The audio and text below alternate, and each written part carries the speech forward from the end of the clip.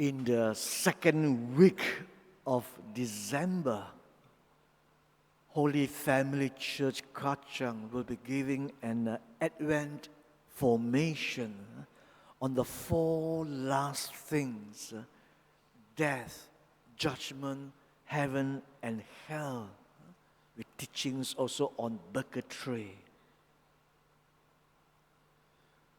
Only about a month ago, a young parishioner, still in his early mid-20s, died in a tragic motorbike accident, leaving behind a 22-year-old wife and a 2-year-old child.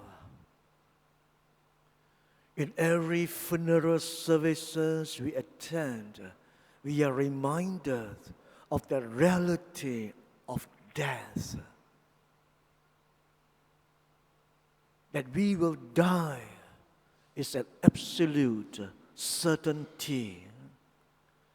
But what is uncertain is the timing and the manner of our death.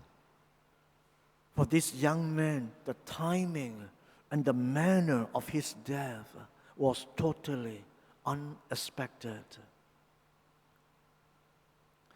Today's gospel reading speaks about readiness. Jesus tells the parable of the bridesmaids.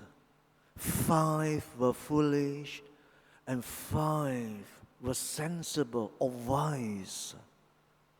According to the practice at that time, the bridesmaids were assigned to meet the bridegroom and to light his path. The foolish ones did not bring extra or enough oil for their lamps. The wise ones did. Only the wise were able to fulfill their duty when the bridegroom finally arrived. They were ready. They were ready with their lamps lighted. The parable nicely ended with the moral of the story. Jesus said, "So stay awake, because you do not know either the day or the hour." So what are we to be ready for? For death. Death could come anytime without warning.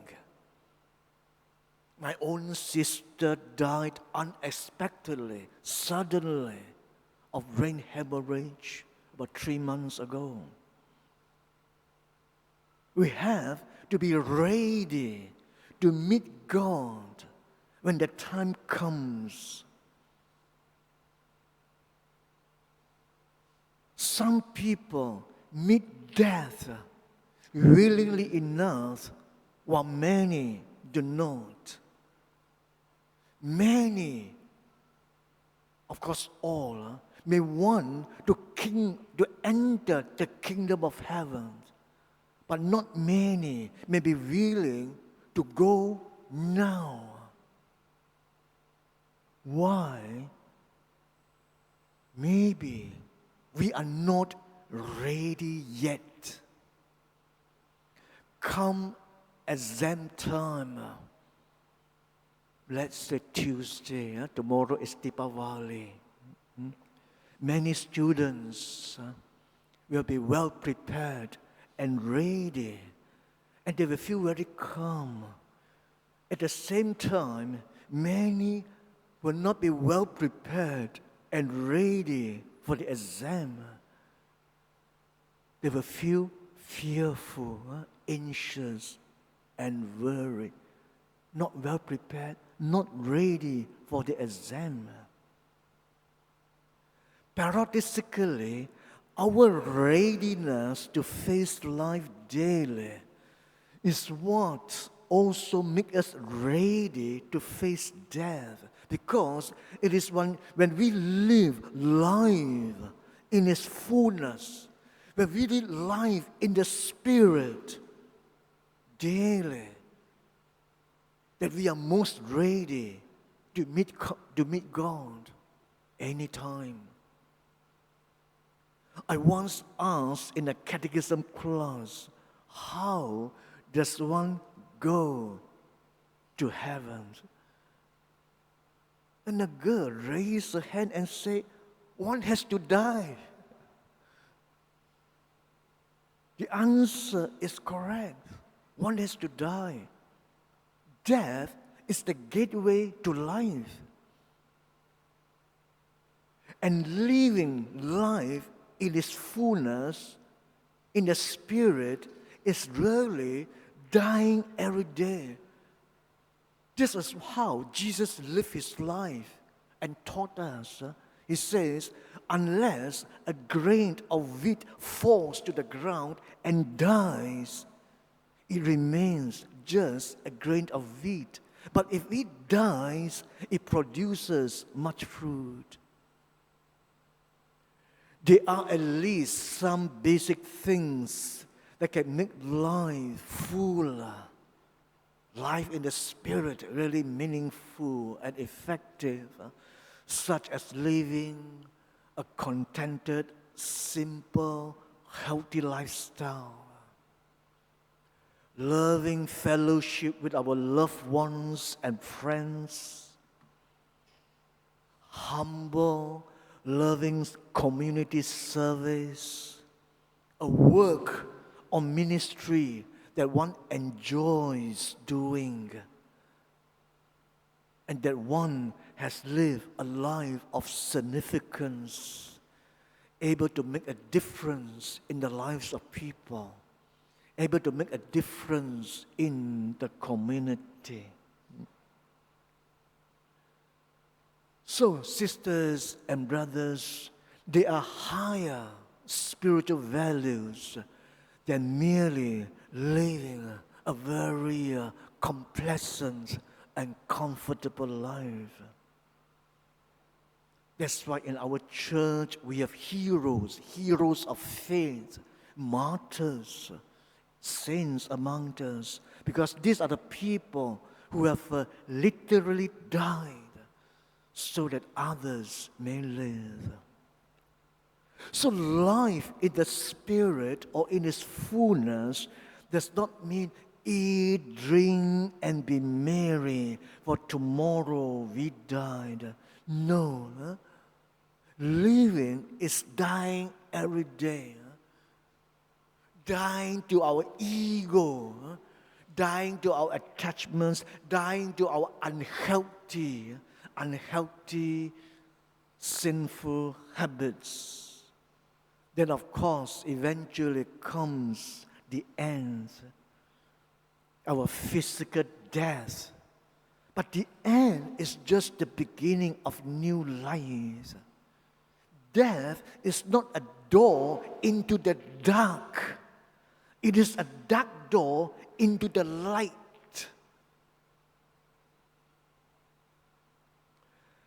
As we draw close to the end of the liturgical year, the church, through the gospel, especially from this Sunday onwards, through the Gospels, it will invite us to think of the end of our lives, the end of the world. Of course, we don't prepare for this, for the end, by living in fear and anxiety. That is not the fruits of the Spirit. It couldn't be. If not, how? So how do we prepare for death? How do we prepare for the end time? By following the example of the wise bridesmaids in today's gospel. They took enough oil to keep their lamps burning. Lamps cannot burn without oil. In the same way, we need to keep the fire of our faith burning brightly.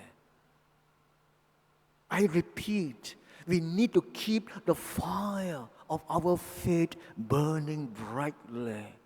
Again, how? I would like to repeat what I preached 2 Sundays ago about the love of God and love of neighbor. Stay connected with God through daily prayers and Bible reading. Stay connected with the community through loving fellowship and service. Live these two, and the fire of your faith will be kept burning brightly. And that is wisdom. That is the best way to make ourselves always ready for the Lord. No matter when He comes, no matter when death comes, we are ready. It's very simple, very basic. As a Christian, this is a basic Christian living. A holy old monk was sweeping up the fallen leaves in the monastery garden, when a visitor asked him, "What would you do, brother, if you knew you were to die in 30 minutes?" Many of us would have panicked, if we think we are not prepared and ready. But he didn't panic. But he said, he didn't panic. He didn't say, "Oh, I will look for a priest to make a good sacramental confession." No, he didn't say that. Instead, the old monk replied, "Well, I will carry on sweeping." Because he is ever ready in his daily life. We don't wait until we are critically ill in a hospital already. Father, anointing, big confession. Don't wait until that moment. Daily life, be ready by living what I suggested just now.